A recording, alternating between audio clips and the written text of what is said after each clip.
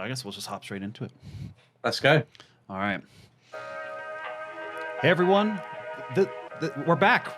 This is a DIG Debrief. We haven't done one in, well, it's been a hot minute. The last time we did one of these, at least a recording session, was before the LA Major. And then we kind of just stopped doing these after because of not getting very great results, and me making anyone have to talk about just seemed like kind of a bad time. So, but hey, we have interesting results since the last tournament you guys played. Oh, yeah. So I think you and I are just going to chat. We'll let the other guys do whatever the hell it is that they're doing. That way I don't have to censor out any sus things. So yeah, you've got the cleanest one out of the three, I think, in terms of, we got the family friendly. Yeah. So, all right. Well, let's kind of just hop into those subjects we got here. I'm sure a lot of people are probably really curious as to what all was happening with the team, and maybe just your thoughts and your perspective from, I'd say, even going from the LA Major into these last three regionals. Since these regionals were the last of not only just the spring split, but also just the 21 to 22 season. Everything after this is just LAN events. So. Yeah, it's pretty crazy that it's all over, you know. It's 9 regionals, all like you're playing throughout the whole year leading up to this point.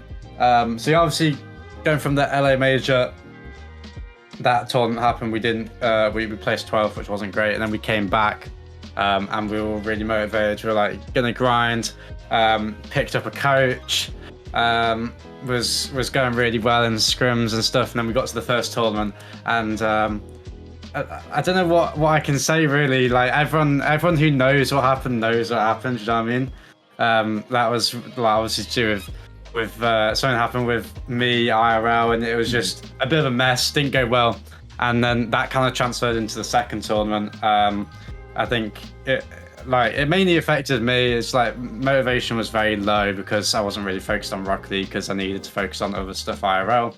And that just ended up affecting the whole team, I think, a little bit. Everyone just, once one thing affects one player, it kind of transfers to the entire team, and you never really get to practice fully on your own or as a team. So it wasn't going well. Gotten 2 top 12 placements, and then finally things started looking up for me a little bit. I got into a bit of a better state, and I was like let's grind 100 hours past 2 weeks, whatever, for this last region. Let's give it our all. Just because if you don't, you're always going to be wondering what could have been. Things happen. We couldn't prevent what happened in regional 1 or 2, but you can try for regional 3 at least, and that's what we were looking to do, and at least give something to everyone else, all the fans that are wanting us to do well, of course. So we were doing that, and it went a lot better. We got top 6, and then ran into BDS, who were playing just crazy. They were playing very well. So that's the split. We didn't make the major, of course, because of that, and but at least we finished up on a little bit of a higher note than what we started off of. Imagine if the first regional looked like the third regional. Yeah. I mean, like you can always say you wish this happened, you wish that happened, but what if? Yeah, happens, Happens. So when you guys, or I say it's just you and me, but when you joined Dignitas, you did have a coach. You had Verge, and then you guys went without a coach for many months, and then finding both success, but then also kind of hitting a wall without that. And now we've brought on Nick as the coach. For you, how has the change, the gameplay, the process been from going from having a coach to going solo to having one again? How's that been? Obviously, starting off with having a coach with Verge, it was, me and Joris were very new to pro play. It was my first professional team, and there was a very structured environment. And me and Joris, we had different opinions to Verge in the way of how you play the game. I really get on with Verge. I still do. Like every time we talk, we just get on, and we really like each other. But you just have different opinions for how the game should be played. So we went up. We decided, or I kind of took it like Joris agreed with me, but I kind of took it to myself and went, let's just get another third in and do this by ourselves and create our play style, create our team environment that we want before bringing someone else in. And that's what we did. And I kind of it allowed me to take more control of the team and a little bit of more of a leader position, which I naturally fit in quite well. And so we did that, and then that was working really well. And then we just needed, we like you said, we think we hit a little bit of a wall, and we brought on a coach, Nick, who we thought fit us really well. So we picked him up, and that was I think a pretty good call. So obviously since he's joined, in my opinion, the team environment since he's joined has gotten 20 times better, easily. Joris especially, I think, is a lot more motivated. I don't know what it is. Nick just has a good influence on him, especially. Those two have been definitely clicking. Yeah, and it's good to see that. But it's different. It's very strange. I took at the start. It's a bit weird. It's difficult to say how it's going so far, because I say at the start I took a bit of a step back from being really in charge and just kind of let him run things a little bit. But I can't tell if that was me taking a step back or me taking a step back because I wasn't feeling motivated, I wasn't in the game, I wasn't involved in it, and my head wasn't there. So I'm not sure if that was me doing that on purpose or not, but it did happen. I took a bit of a step back, and after I got happier again and started feeling myself in game and getting more motivated to play Rocket League again and give it my all again, I started stepping back into that leader position in this last regional, and taking more control, I think. And Nick wanted me to do that more, and I did it. And that's I think that is the position I work best in. So that's kind of where we're at the moment. You always have these changes in environment, changes in team, roles, and it's very difficult trying to transition. But I think we've done a pretty good job, and now we're looking forward. I think we've got a decent structure in terms of who's doing what and who's taking more of the reign a little bit. I'm gonna say it's gotta be an interesting transition, going from kind of that captain role of just you're leading the team, letting everything go. I mean, I heard you guys in your comms in between the games, in between just different series, how you guys structure, to going into having a coach who's kind of filling that in. And then I even just listening to you guys between all the regionals, regardless of what happened, there may have been that stepping back, and then just this last regional, how you were also helping with the motivation. And some people were saying in the comments of our highlight video from that day one of wow, Jack's really taken charge. And it was it's a balance. It's knowing what's gonna help. One's doing structure, but one's also doing team motivation, and and people have to realize that the things that are going to get into the videos is the hype part, the motivation part, and perhaps that's what I was doing more of, saying more things that are going to get video into only the video. Represents 5% of the total comms for the entire time. Everyone does their part. Everyone does more than their part. That's what a team is. It's not one person. It's no one. That's not even if it was one person taking all the charge. If they're doing that, they're not doing a good job of it, because you're gonna include everyone. People have different roles. What it is. They approach motivation and leadership. So exactly. Okay. So obviously didn't make Landon, but we did make a LAN, because we did clutch the world's wild card, which is awesome, which is amazing. So how's the motivation, knowing that, again, we missed the spring LAN, but there is a goal in mind in about 2 months? Yeah, I'm looking so forward to it. I can't, you can see the amount of smile.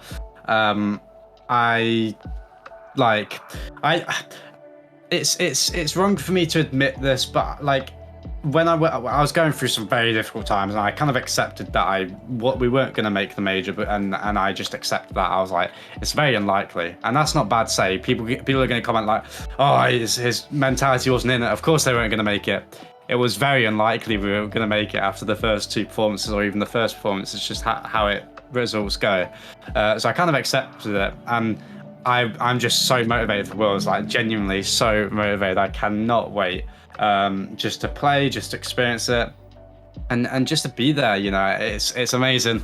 And I think the entire team, people must think that we're really down right now, but I think the entire team is like, spirits are really high, like strangely high for the position that we're not qualified for the major, but spirits are very high for Worlds. It's great. And I think that everyone's going to be playing loads, like individually and as a team. It's going to be great. I can't wait to get playing and just improving. I've said to myself, I'm going to improve so much before Worlds. I said this after I got knocked out of RLCS X. I said I'm going to improve so much for RLCS 21-22, and I think I did that. And I've set the same goal, for Worlds. So I can't wait to get into it. Hell yeah. And you guys are in an interesting position right now, because while we didn't make the next major, you guys will have a lot of international teams kind of coming into your guys' backyard here in the next bit, where we normally would be boot camping. Do you guys see yourself helping scrim or scrimming a lot of those international teams while they're going to be here for you guys to help maybe prep for Worlds? Or yeah, Nick wants us to. It's still we're recording this video really soon Monday. yeah, we're recording this video 2 days after the regional, and usually what happens after a tournament, especially if it doesn't especially if it doesn't go the way you want to, or if there's just no next step, we're clearly not having to practice for the major, so you take a little bit of a break, usually take about a week. So we've not really decided when we're going to go back to scrimming every day, but we will be practicing against these major teams, because like you said, it's a great chance to practice for the Worlds, getting that international practice in, and Nick wants us to do that, so we're going to be doing that. So the answer is yeah. Cool. Since we're kind of on the outside of this next tournament, who do you see going the distance at the London major? I think the usual ones, or I think G2 BDS are going to be in the top 3. I think those teams are very, very good. Moist are great. Moist are amazing. They're coming off of a regional win as well. I think they could take it. I think Fury are going to show up again. I'm interested to see what Falcons finally do with their full roster. Yeah, they have their full roster. I think they're going... I've always been a little bit of a pessimist with that team. I've always been slightly like, guys, like, yes, they're amazing, but don't overhype them. You can't do that. It's not fair on them, and two, it's not you can't do it. It's not even we've not seen them. Yes, we've seen them without their main roster. Yeah, but it's not exactly a sub position player. Senzo's an amazing player. Who knows if they're going to be better or worse? But recently, I'm being more optimistic about that. I think they are going to play very well. I could see a top 6 performance out of that team because it's been so long. Like, we've seen it when they got into RLCS, they were waiting so long to play in RLCS, and then they dominated and they looked really good. And I think we're going to see the same thing with Khaled and his entire team playing the same event together. It's going to be like, they've never done it before. They've never played an international LAN together. They've played Saudi Arabian and Middle Eastern LANs together, but not an international RLCS LAN. So they want it. They're going to want it really bad. So I think they're going to show up. I see a top 6 out of that team. G2, BDS, and Moist are my next 3 best teams. And I think version 1 as well, they're going to come out swinging. I think Carmine could do a little bit of damage as well. Oh, and Liquid. I'm forgetting about Liquid. Those guys are nuts. Liquid has to face Falcons right off the bat, too. Like, it's immediately... I think Liquid wins. As much as Falcons try to yeah, the lower I really rate run. Liquid. Okay. I really rate Liquid. Acronic stepped up recently. Oski's so good. He's the best on that team. Seeing all the potential that team had, and now we get to see them this last split. Yeah, and Atao is fitting him really well. He's so solid, I think. So, like, all 3 of them are mechanically amazing. I think they'll take it. I think Liquid, who's they play second round? I don't know. But I think they could do a good run as well. I've said half the teams that are going to do a good run. It's gonna be a spicy major. Yeah, it will be. All right. Who would you say is your favorite team to play in RLCS when you guys have to play up against? Whether it's good matches, whether it's ones that you guys know that you guys can just freestyle and pop off, whether is there a specific team you guys enjoy playing? I like playing Luminosity, actually. I think we lost them once a split, beat them once. I think we played them 3 other times where we beat them fairly comfortably, I think. So with that team, I know that it challenges us, because if we play our playstyle, they don't win, because it completely counters them, because we know what counters them, and it's just our playstyle that we want to play, which means that it's very good to test whether we can play it in the tournament setting. And whenever we do, we dismantle them a lot and fairly simply if we play the playstyle. So if we don't, we lose. That's what we figured out. We lose the games that we don't play the way we want to, playstyle wise. So I like it. It's a good test to make sure we're in a good state. Cool. Out of the two from the series of we played Guild and Luminosity this last weekend.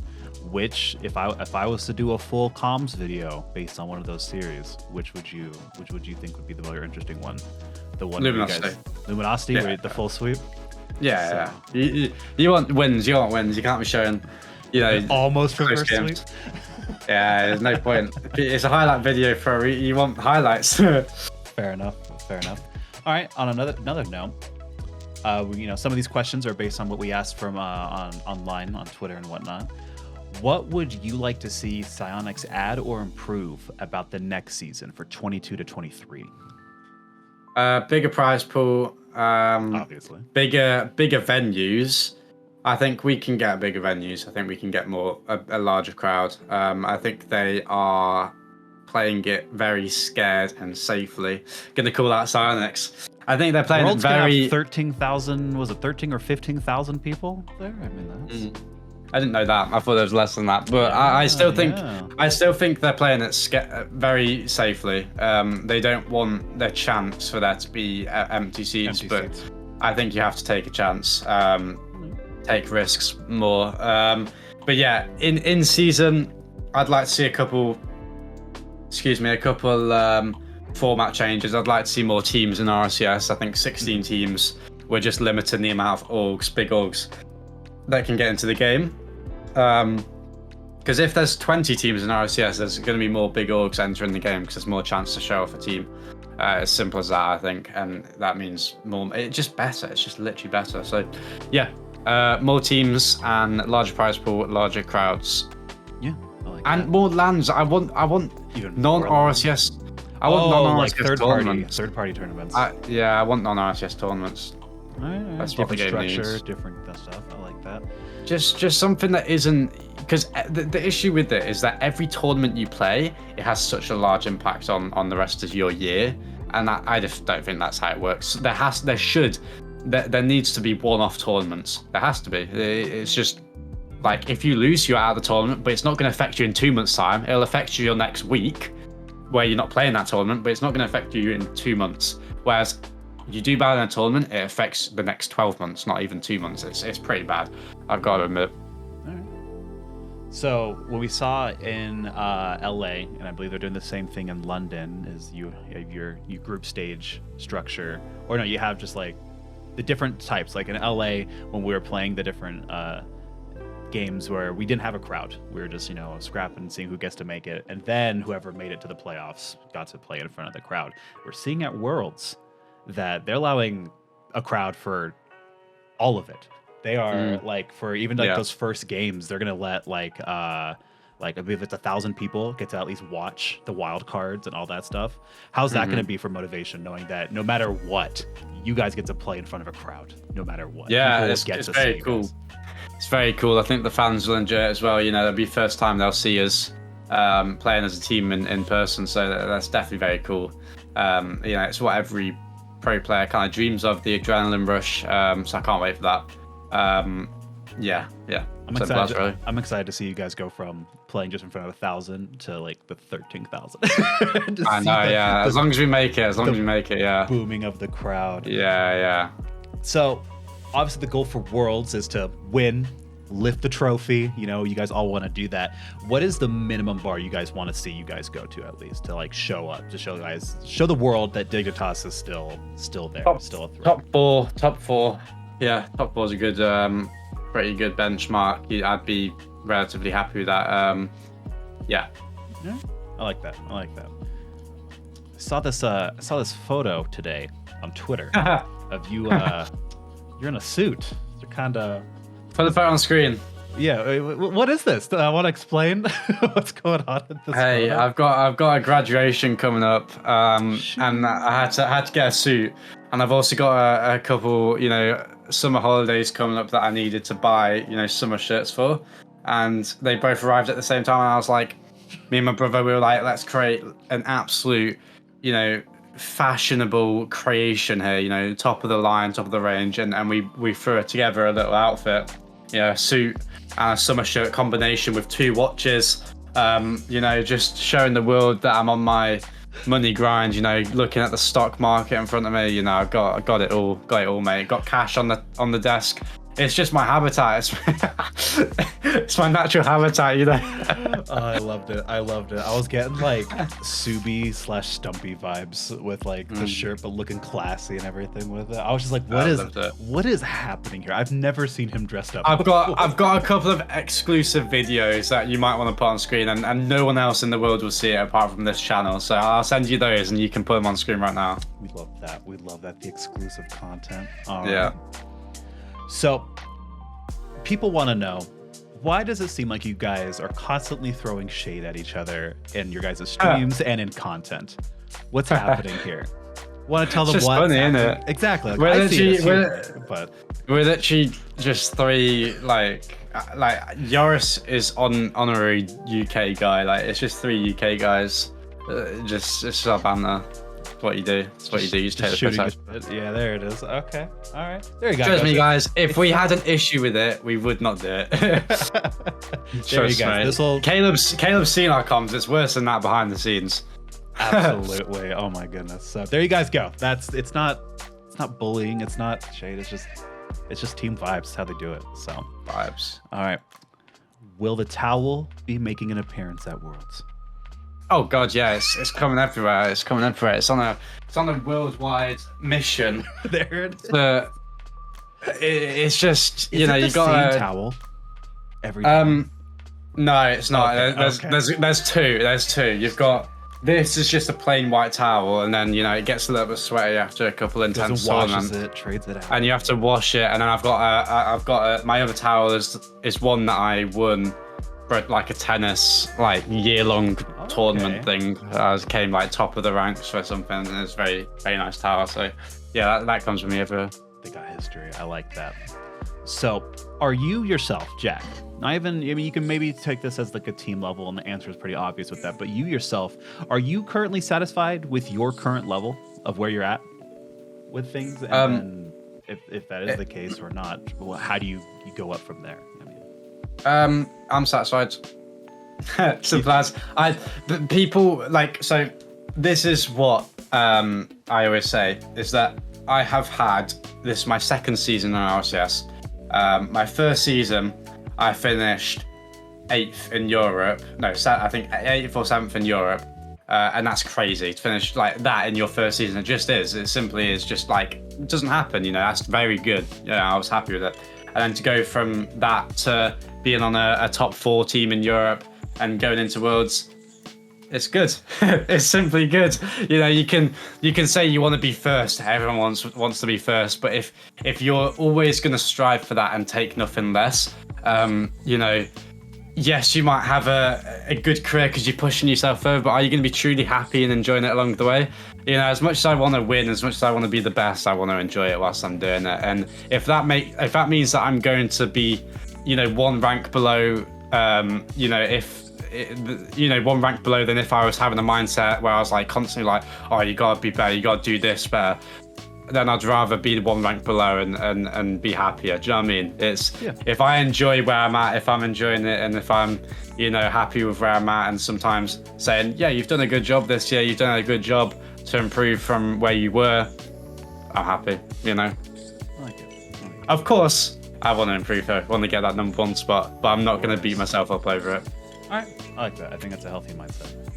It definitely is. This game, I'm telling you, I always tell people, esports is very unhealthy. Competitive professional sports in general, not even esports, it's so unhealthy. You have to sometimes take a step back and realize that you've done well, you're in a good position.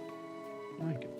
And then I just have one final thing, one little topic here for us, and that's it's obviously going to be a bit of a break between now in Worlds.